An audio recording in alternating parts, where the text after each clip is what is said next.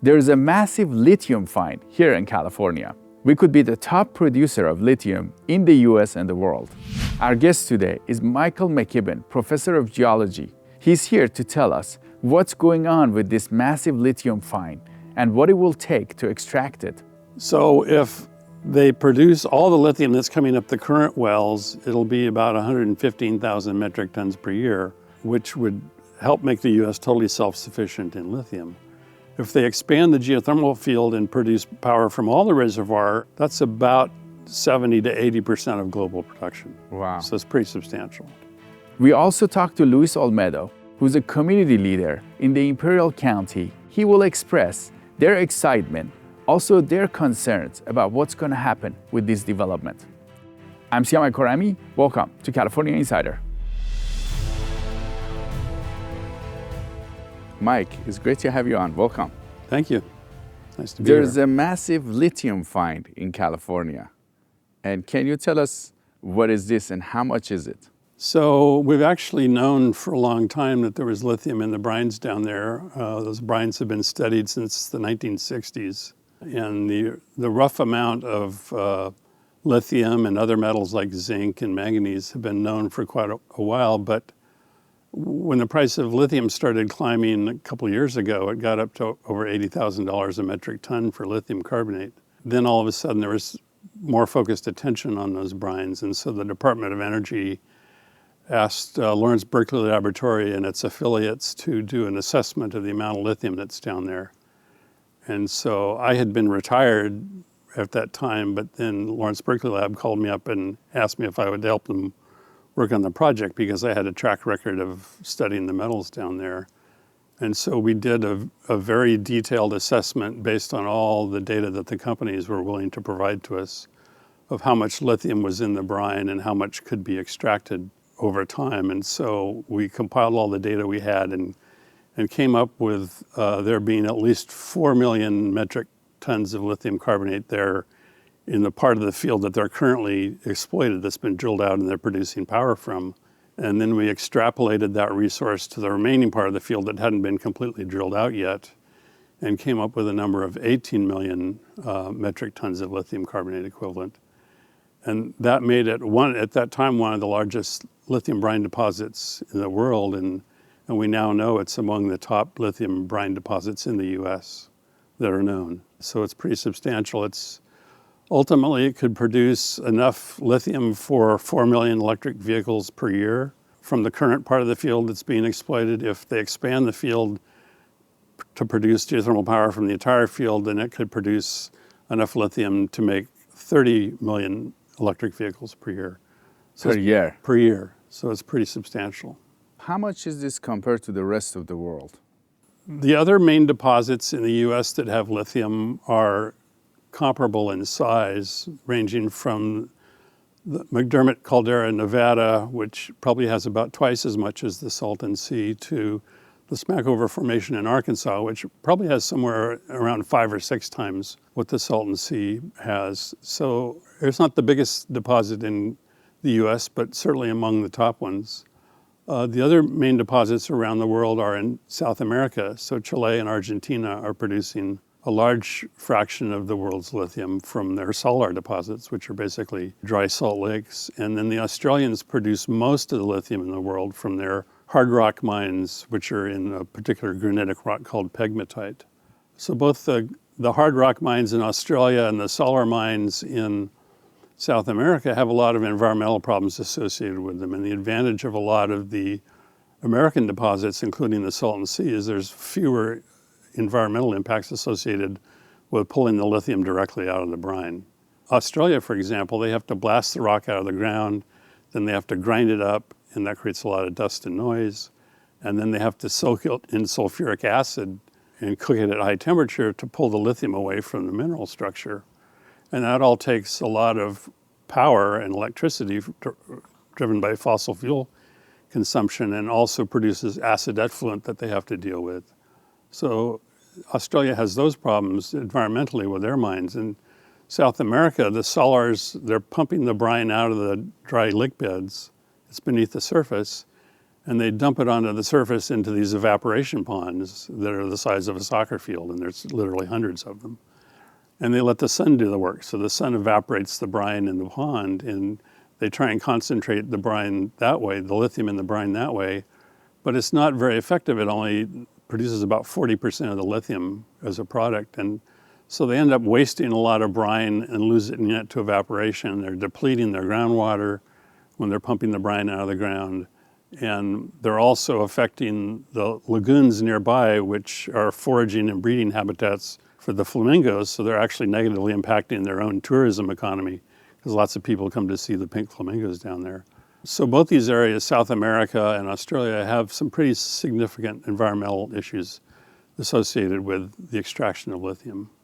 And that's not going to be the case in the brines at the Salton Sea and the brines in Arkansas and the Smackover Formation, because those brines are already being brought to the surface in the case of the Salton Sea to make geothermal power, and you're just pulling the lithium out at the surface and then putting the brine back in the reservoir.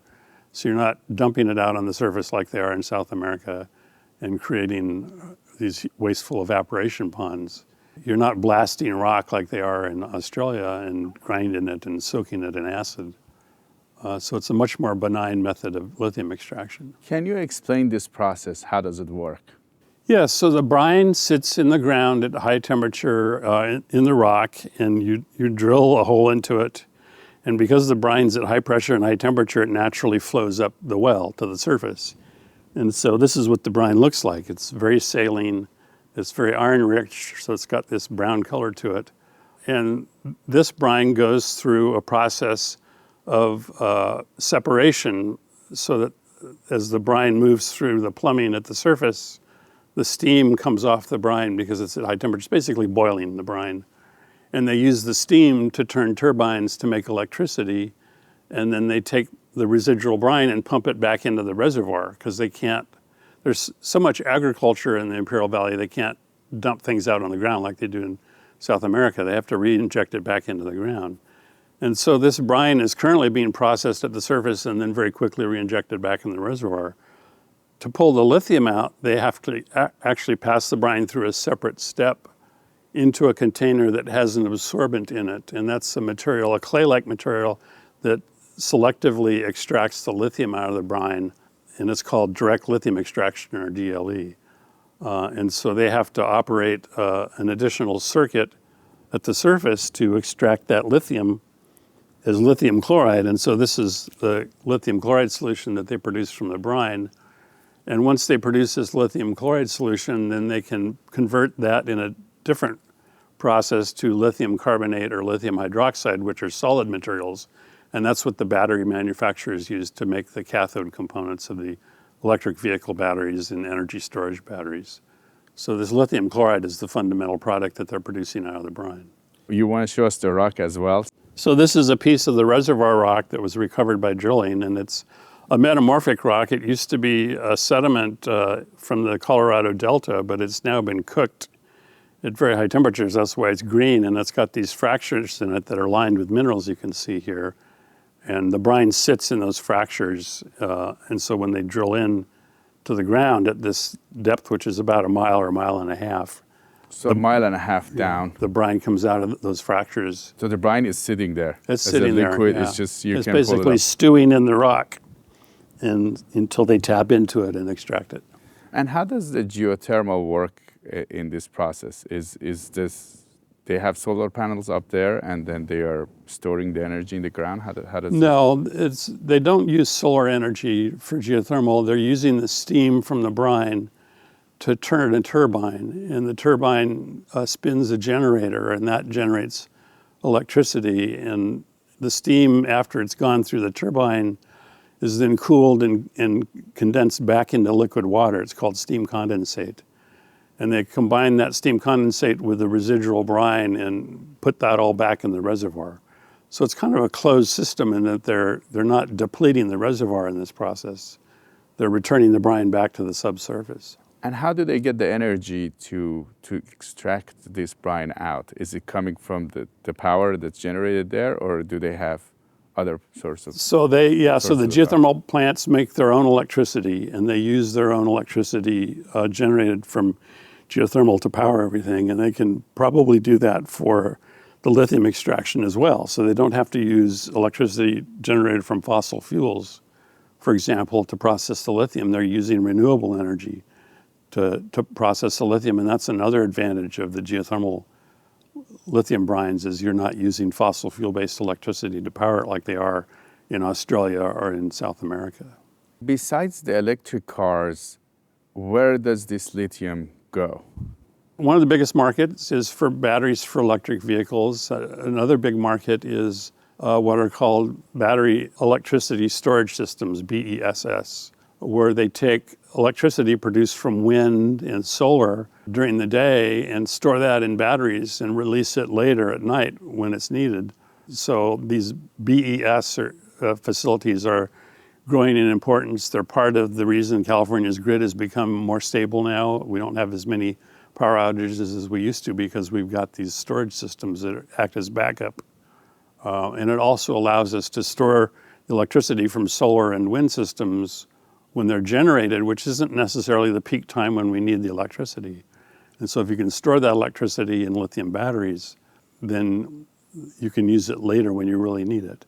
In terms of the financial benefits for the community, that this is by the Salton Sea area, Yes. Where it's been somewhat has had a devastation in terms of people moving out. And is this going to bring a big financial prosperity to this area?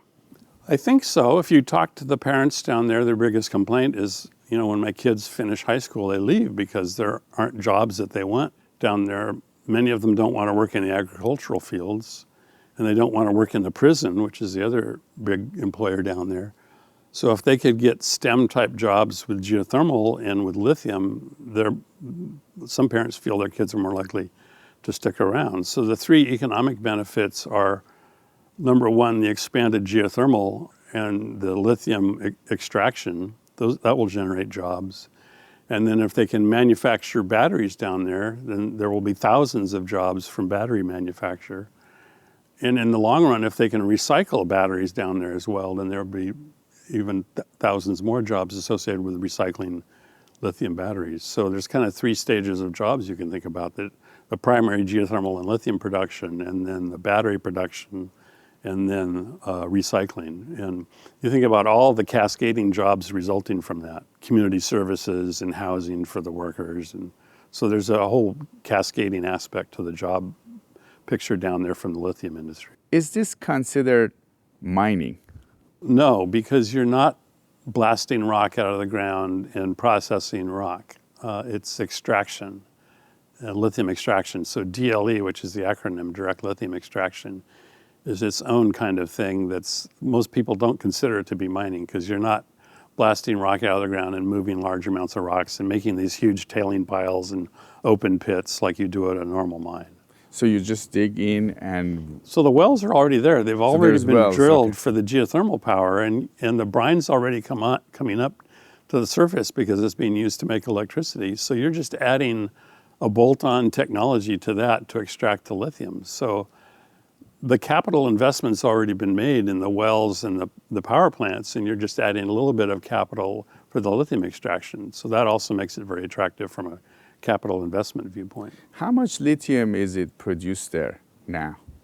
So right now they're producing about 115,000 metric tons of lithium carbonate every year out of the wells, and they're re-injecting all that back into the reservoir. So it's like it's being flushed down the toilet. They're not extracting that. No. So they're trying to test ways of doing that. So Berkshire Hathaway has built a 1/10 commercial scale demonstration plant to prove the lithium extraction technology. And once they're satisfied that that works and that's economic, then they will scale that up to 100% commercial scale and start producing about 90,000 metric tons per year of lithium carbonate. The other companies down there are doing similar things. They've done pilot testing of the process, but they haven't gone to full commercial scale yet. So all the companies down there say they want to be at commercial scale about within the next 2 years. And how much can it produce compared to the rest of the world? If they produce all the lithium that's coming up the current wells, it'll be about 115,000 metric tons per year, which would help make the U.S. totally self-sufficient in lithium. If they expand the geothermal field and produce power from all the reservoir and build enough power plants to do that, then they could be producing about almost 900,000 metric tons of lithium carbonate per year, and that's about 70 to 80% of global production. Wow. So it's pretty substantial. China has a big influence in this, right? We have been hearing that Chinese companies want to get involved with this. So the Chinese don't control production of lithium as much as they control the processing of lithium. A lot of the lithium that's produced in Australia or produced in South America gets sent to China and other Asian countries to refine the lithium and produce the cathode components for the batteries. So that's China, Vietnam, South Korea, and Japan are involved in that. You think about the big, LG in South Korea and Panasonic in Japan, companies involved in making lithium batteries. So the Chinese are more focused on controlling the battery end and the technology end of things. And they've been producing electric vehicles and electric vehicle batteries for decades now. They're way ahead of us in that regards. A lot of people think the Chinese electric vehicles are actually better than some of Tesla's in terms of the quality and the efficiency of them.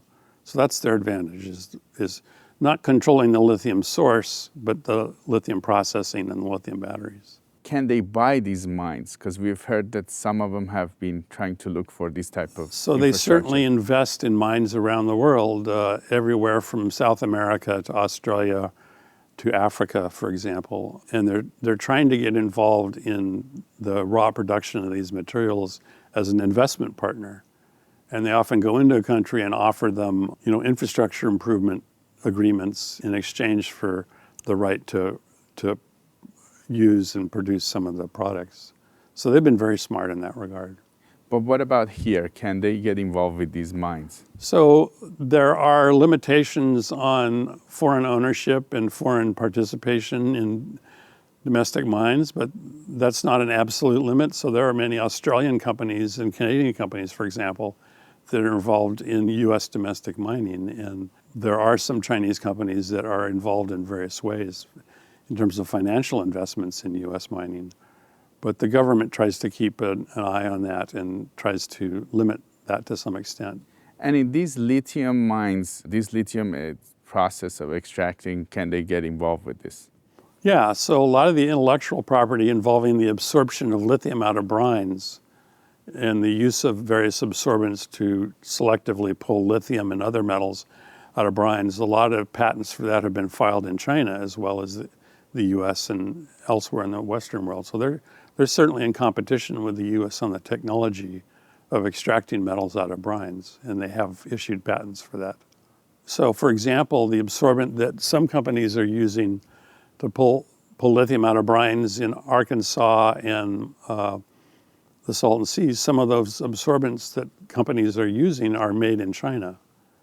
And so if China puts an export limit on the absorbent, then that could negatively impact the U.S. market for extracting lithium out of the brines. If you like watching California Insider and you like our coverage, you will like the newspaper Epoch Times. This newspaper is covering a lot of issues we are covering, and they're talking to multiple people from different sides, and they're trying to bring everybody's perspective inside it. In the California section, there are a lot of interesting stories. This week's edition has a story about a county supervisor in Orange County who's going to go to prison for 5 years for misusing COVID funds. There are a lot of other stories that you got to check out in the paper. You can always subscribe. We have a special deal for you. You can get it at $1 per week for the first month to check it out. It's digital, and you can also get the weekly print. You can click on the link below and subscribe. Now let's go back to our discussions. And Professor, what do you think of this whole rare earth metal elements? So lithium is not a rare earth metal. No. But China is not selling them to us now. So yeah, the Chinese have put an embargo on certain categories of rare earth elements. There are 15 rare earth elements along with scandium and yttrium, making a total of 17 elements that most people consider to be the rare earths. They have a variety of uses ranging from lasers to various electronic components to phosphors on screens. And the U.S. used to produce almost all the rare earth elements in the world from the Mountain Pass mine in the Mojave Desert. That mine closed down in the 1990s due to environmental issues and competition from the Chinese, and the Chinese have since dominated refinement of the rare earth elements, the chemical refinement of them, globally. So they now basically control not only the export market for rare earth elements, but the processing and refining of rare earth elements. And the U.S. needs to catch back up and regain the dominance we had in the last part of the 20th century in that regard. Is that going to happen? Are they working on that? Which is here in California, Yeah, right? so Mountain Pass in California has reopened. MP Materials is the company that's reopened that mine. They've gotten some government assistance to do that. They were sending their product over to China to be refined, but they've stopped doing that, and they're now trying to refine it here in California, and they're shipping it off to a magnet-making facility they have in a different state to produce the magnets domestically. So they're trying to domesticate the entire supply chain for rare earth elements and magnets in particular. But we've got a lot of catching up to do to catch up to the Chinese. Is that process hard, or what's the reason that got outsourced? So the rare earth elements are very difficult to separate from one another. That's because, atoms have a nucleus and then electrons that go around the nucleus. And it's the structure of those circulating electrons that determines how they bond with other elements. And so your ability to separate rare earth elements from other elements depends on the electronic structure. And it's almost identical for all the rare earth elements, which makes it very difficult to separate them. So you have to develop these very complicated processes that are called ion exchange and solvent extraction to try and separate these elements from one another. And that's where the Chinese have really accelerated their efforts in the last several decades and gone way beyond the U.S. in their capacity for refining the materials and producing them. And that's what makes it challenging to produce them. So we had them in the 60s and 70s. We dominated that technology in the last part of the 20th century until Mountain Pass closed. And then we lost that technological advantage to the Chinese, and they now have it. But we're now going back. We're trying, yeah. And does it take a lot of effort to get there? Yeah, so these techniques don't arise instantly. You have to do lab research and patent searches and try and patent a new technology that nobody else has done before. And that's not always easy to do, and that takes time, and it's very expensive. But there are many companies in the U.S. that are trying to come up with new patentable ways of separating the rare earths from one another. And then the companies that are there, so Berkshire, they have these geothermal plants. Is there other ones that do geothermal? So there are 3 companies down in the Imperial Valley producing geothermal energy at the Salton Sea. The biggest one is Berkshire Hathaway Energy Renewables, which is a Warren Buffett company. And they own 10 of the 11 power plants that are currently down there. And they own most of the geothermal wells that have been drilled down there. The other company is Circ Energy, which is the Texas company. They own the remaining power plant, the 11th power plant down there. And they have teamed up with Energy Source Minerals, which is doing lithium extraction at that power plant using their own patented absorption technology. And then the new kid on the block is Controlled Thermal Resources, which originally was an Australian company, but is now reincorporated in Delaware. And their plan is to build 7 new power plants and lithium extraction plants associated with those over the next decade. And they've been permitted to do phase 1 of that project recently. Now we go to Luis Olmedo, who's a community leader in the Imperial County. He's here to tell us about their excitement and their concerns about these projects that are developing there. Let's listen. Luis, it's great to have you. Welcome. Yeah, thank you, CMAC, for having me. There is a massive lithium find in the Imperial County, and you represent a community group that's pretty involved. Can you tell us what's going on in your community, in your area? Yeah, there's a great opportunity to help in the clean transportation transition, but also for consumer products to be able to supply what I would say a massive supply of lithium and other minerals that can be extracted here through less invasive methods known as geothermal extraction. So there's a lot of excitement, a lot of enthusiasm, and hoping that this does come through. You seem to be excited about the opportunity from what we've gathered, but then you also have some concerns from the community. You know, every indicator that's out there, whether it's public health, environmental, economics, housing, I mean, we take the lead on many of these challenges that are being faced here historically. You know, when it comes to asthma prevalence, we have the highest asthma prevalence in comparison to the state, to the nation. When it came to COVID, we have the highest mortality rates per capita. When it, people, just having real serious consequences, including death here locally, and that's just because the persistence of impacts of every type just makes us extremely vulnerable, and it's why we need to take extra precautions. We have also have had the disadvantaged, low income, impoverished community had to pick up and clean up the mess from past bad negotiations, where we have had the next best thing come in, bad deals, over extract our water, over pollute our community, and it just doesn't work. We've had over 100 years of trials, and so here we are, a fabulous, great opportunity, but it's not going to be at the expense of our community. We can no longer afford it. Luis, you mentioned the concerns. What are the things that could go wrong from your perspective? Look, I point to an often referred to report called the Sorrell report that indicates, what type of communities are most likely exploitable. And that's basically a picture of our community. And so we want to make sure that this time around, we have a seat at the table. We want to make sure that when these plans are being put forward, just like one of the companies put forward the plan, there's exhaustive amounts of comments that were ignored. Ignore our planning, ignore our county, and leaving no choice but to file litigation.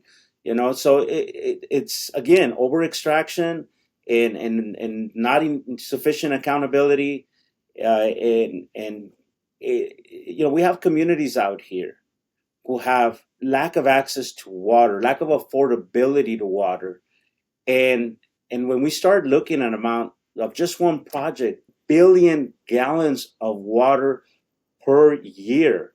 I was doing some calculations. That's almost, if we took every single resident, child, adult, senior, everyone in this valley, which is around 180,000 people in our population, if you gave everyone 3 full swimming pools, or nearly 3 full swimming pools per year, that about amasses to the amount of water this company will use in 1 year's time. That's just one. We're not even getting into the cumulative use of the water. That's an ocean. And again, often, the cost that we're asking for, making sure that it goes back to community benefits. The calculations that we're looking at per gallon is a sliver of a cent, which is on average 0.0013 sliver of a cent. It's nothing. But I hope that really presents a vivid picture of the ocean amount of water that will be used, that are massive to a significant amount of community benefit investment that we're seeking for the community. Do you think this water would get cut off from the agriculture? The water that we get right now is agricultural water. And then that water gets distributed for residential use, for other diverse industries. But a significant amount of water will have to come from the agriculture. That means that we're going to have to make choices of whether we are going to be producing food, or are we going to be extracting lithium. Can we do both? Absolutely. But we need to have sustainable, conservation-based practices in order for us to be able to grow in a very water-intensive industry.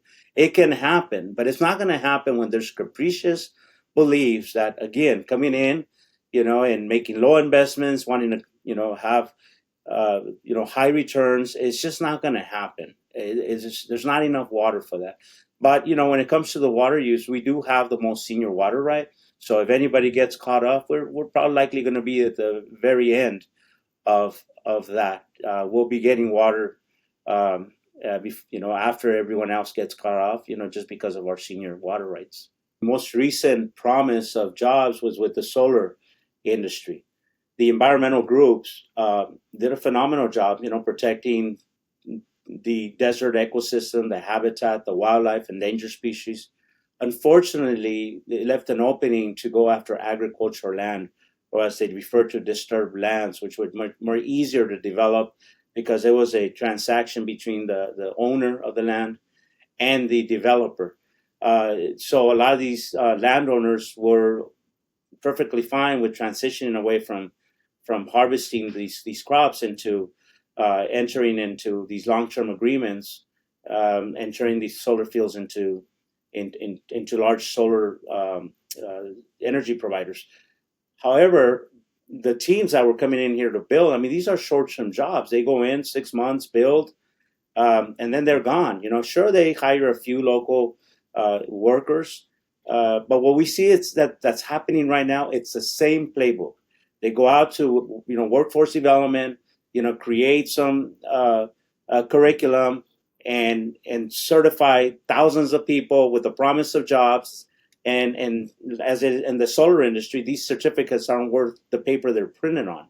A lot of people are very disappointed because they thought that certificate they can cash it in for a job. But if you go out to the solar fields, there's nobody working. If anything, they have probably the technicians that do some maintenance, and then they have probably the people maintaining the computers and their data systems efficient. But you don't see mass jobs as to before with the agriculture. You can have 300-400 people out there working and harvesting year round. And yet, for the last 100 years, we have not been able to have that same access to water to just as a human right. And so, but again, it's everything from the waste generation to the fact of how can we have a industry that intends to supply a clean transition of transportation and consumer goods in America, at the same time create more environmental and public health harm. And that just doesn't work. You mentioned water. How much water do you guys think this will take, and where would the water come from? Well, we have the largest amount of water right to the Colorado. And in recent years, and because of the historical drought, there has been efforts to, not only efforts, but real actions to transfer massive amounts of water to metropolitan areas as they have unrestrained growth. And so this water also supplies what has been our economic engine here, which is agriculture, which has, for the last 100 years, created massive amounts of jobs. So we have some very serious choices to make. Food is an essential to our food security locally, statewide, and nationally, and even internationally, as we do trade food internationally. It is an essential need. And so we really have to, think thoroughly as to how we manage this water resource. Historically, also, our population has been led to believe that they are not a stakeholder, that they do not have a right as an investor. And that's, again, the education and the perspective that we aim to change in the public. Because a lot of times, historically, we have had industries come in with the promise of jobs. But if we really think about it, the industry needs those workers, and the community, yes, they're secondary beneficiaries of that need. But also our natural resources, such as water, minerals, land. We are investors. Our community are investors. And unfortunately, they've been led to believe that the only thing they get as a return is go out and work. If you're fortunate enough to get one of those, few jobs. But in reality, like has been done in other areas, this is a public patrimony.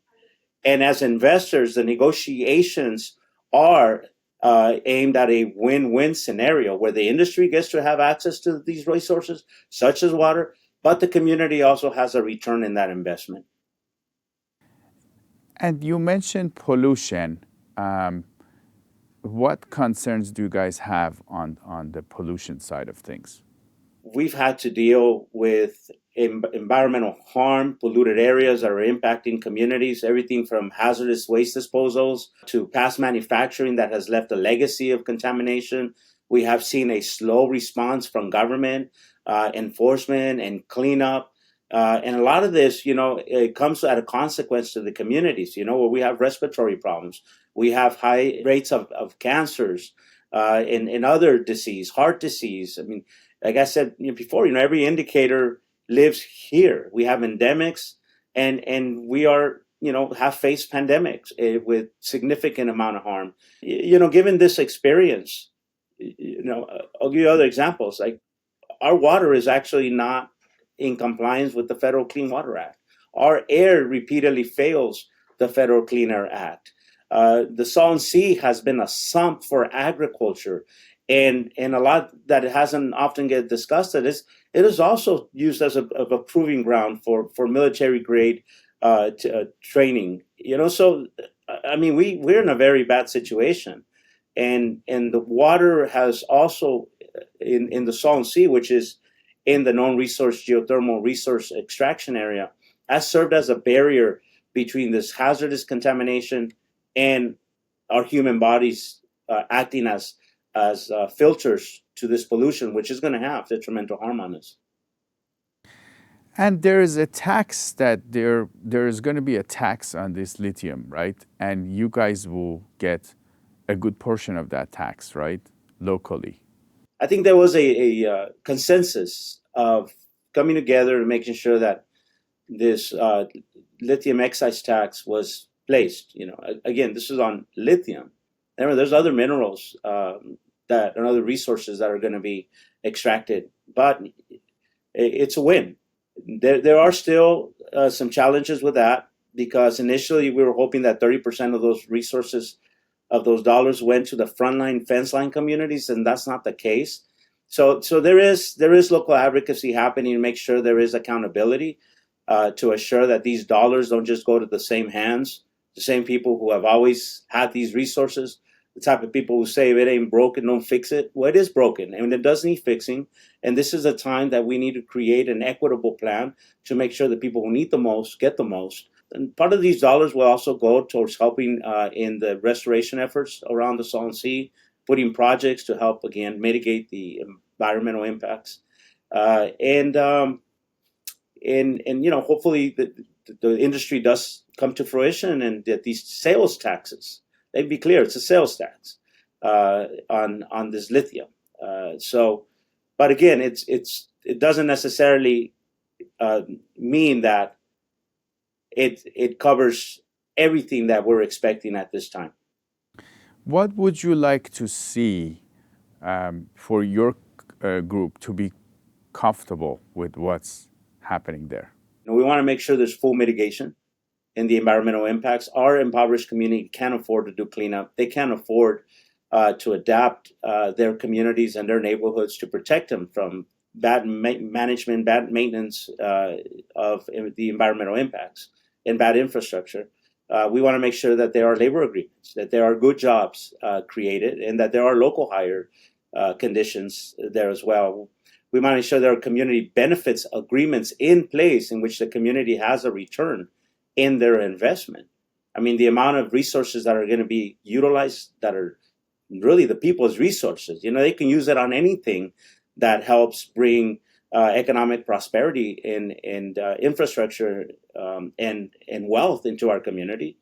If at this point, we're choosing to invest those resources on lithium, then we want to make sure there's a return. And we also are looking at a profit sharing model. Again, we have to change the perception that these companies are coming into our resource-rich communities that have not benefited from them. That's why we're impoverished. That there is a perception that the job is the benefit. No, the job is something that the industry needs. We just happen to be a secondary beneficiary of that. We want to make sure there is a profit sharing model with it. And that can be built into community benefits agreements, or it can be a return. I mean, we've seen them. I mean, Alaska has them. There's other countries that have a return in their investment. So it's nothing new. You know, it's been done before.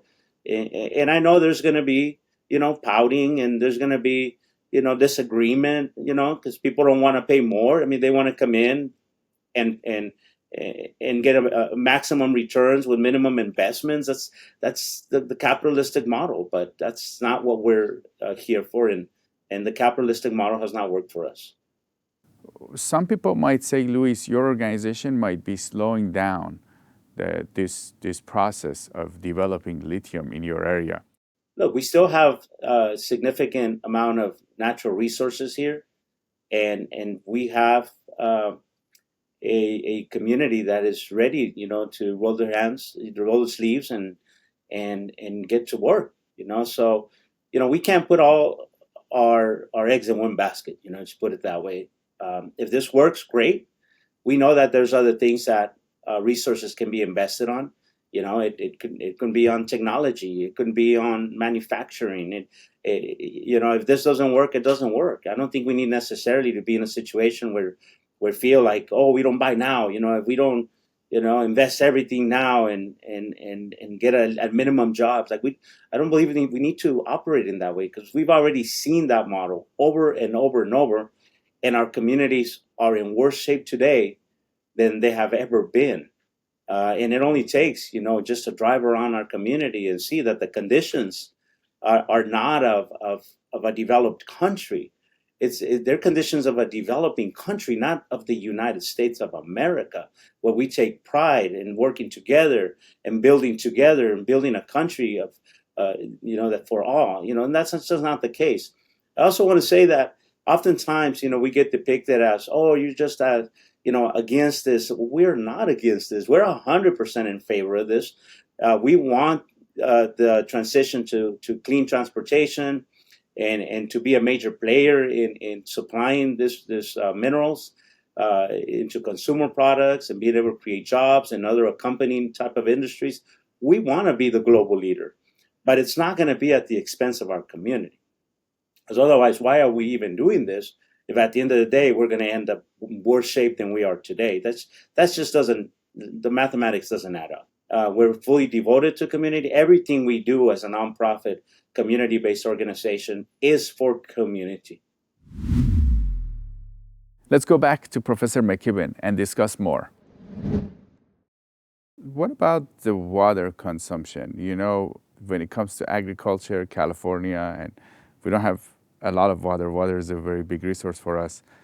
What does it take to operate a plant, these kind of plants, these kind of processes? So the water that's distributed in the Imperial Valley, 98% of it goes to agriculture. And the remaining 2% goes to municipal uses, drinking water, for example, and industrial uses, which would include geothermal and lithium. So they're only going to use about 1% of the water for geothermal and lithium. And we did a study estimating how much water they would end up using if they built more power plants and more lithium extraction facilities over the next decade. And we came up with a figure of about 4% of the available water. So it's still a pretty negligible amount of water. The other thing people don't realize is the Imperial Irrigation District, which controls the water distribution rights down there, has a legal right to 3.1 million acre feet of Colorado River water per year. They're not using all of it. They have what's called an underrun or an underuse of about 100,000 acre feet per year of Colorado River water that they're not using.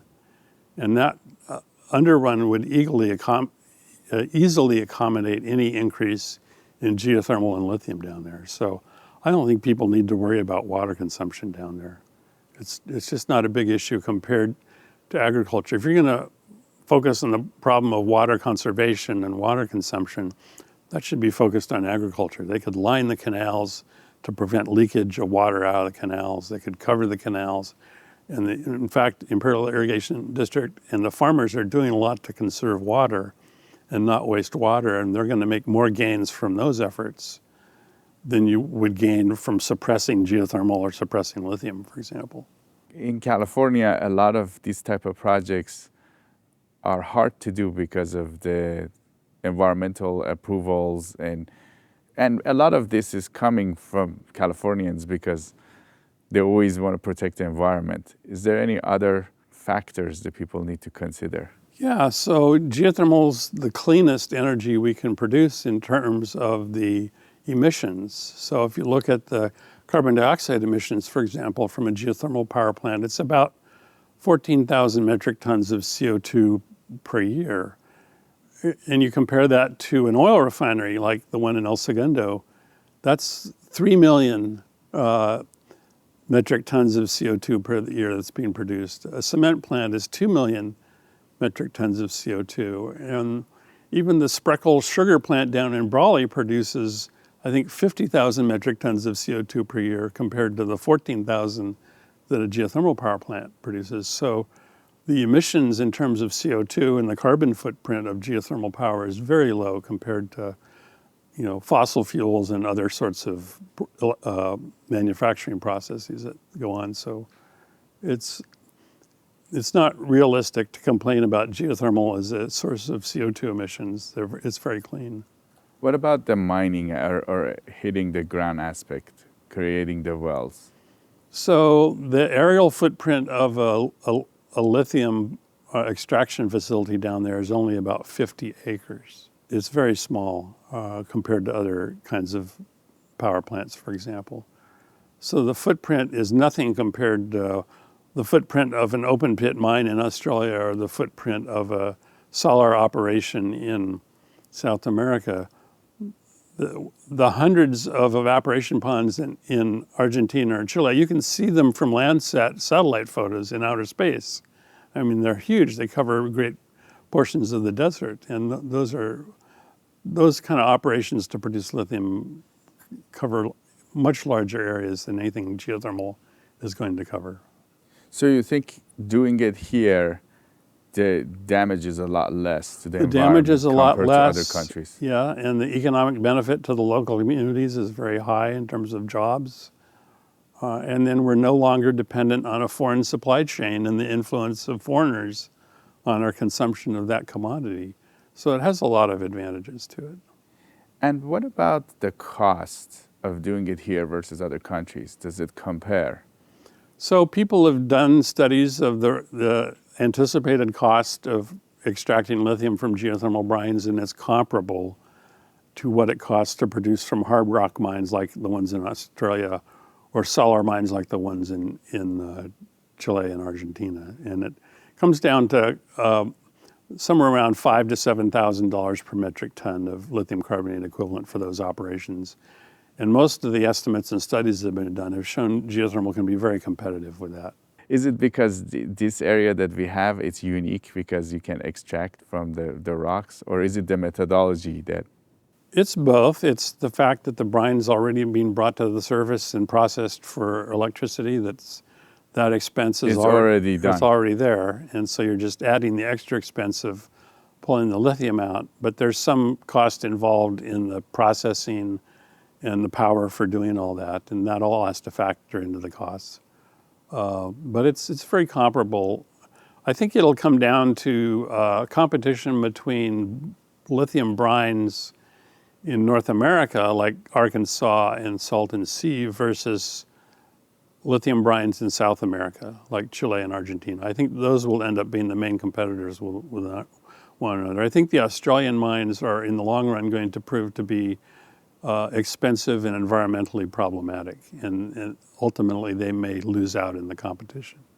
What about the rare earth metals? Do you think in California we can get to where we used to be and lead the world again? So I don't know if we'll become the dominant source of rare earths in the world again.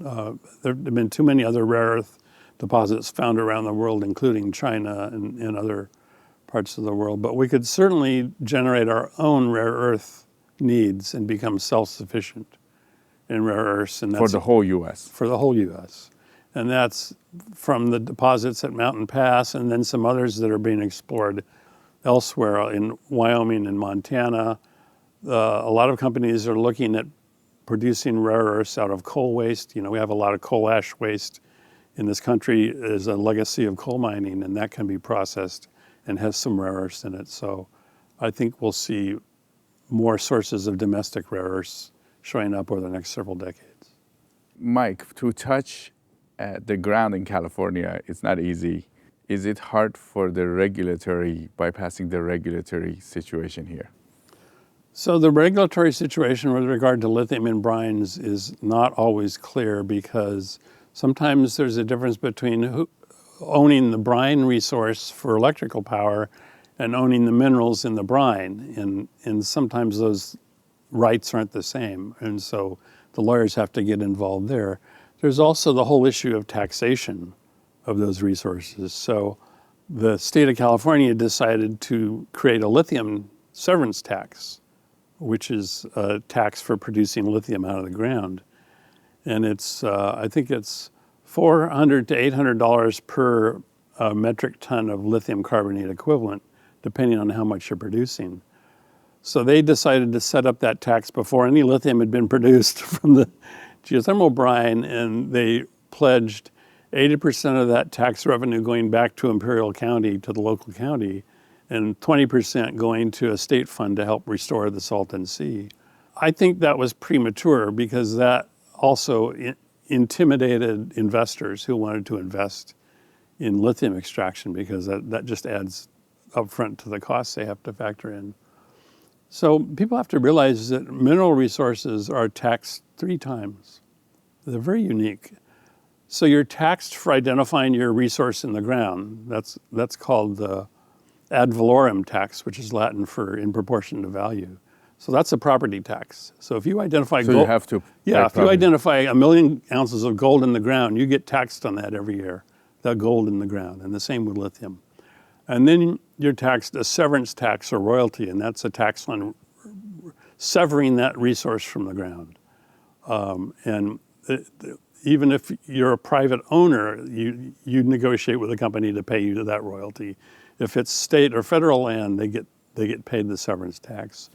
And then you're taxed on the sales of that product, the income tax. So mining companies complain often that they're taxed very heavily, and they are. You're taxed for identifying it in the ground, you're taxed for severing it and producing it, and then you're taxed for selling it. But other people argue, well, that's because it's a natural resource that is important to the public to maintain an interest in it, and it should be taxed heavily, because once it's gone, and you can't gain any revenue from it after that. So there's this constant debate about the severity of mineral taxes and whether it's warranted or not. But in the case of lithium, I think they were premature in setting that tax before anything ever got started. It would have made more sense to initiate that tax afterwards. But it's a good idea to help that community, right? Yeah. If the taxes are going to the locals. I like the fact that the 80% of the lithium tax is going back to the Imperial County. And the same if they discover lithium somewhere else in California, 80% of that revenue will go back to the county that it's discovered in. And it's those counties that need the benefit of that revenue source. Professor of Geology, Mike McKibben with UC Riverside, it was great to have you on California Insider. Thank you. Nice being here.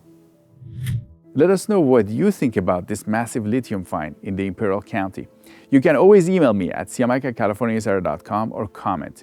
We read all of your comments in emails. I'm Siamak Karami.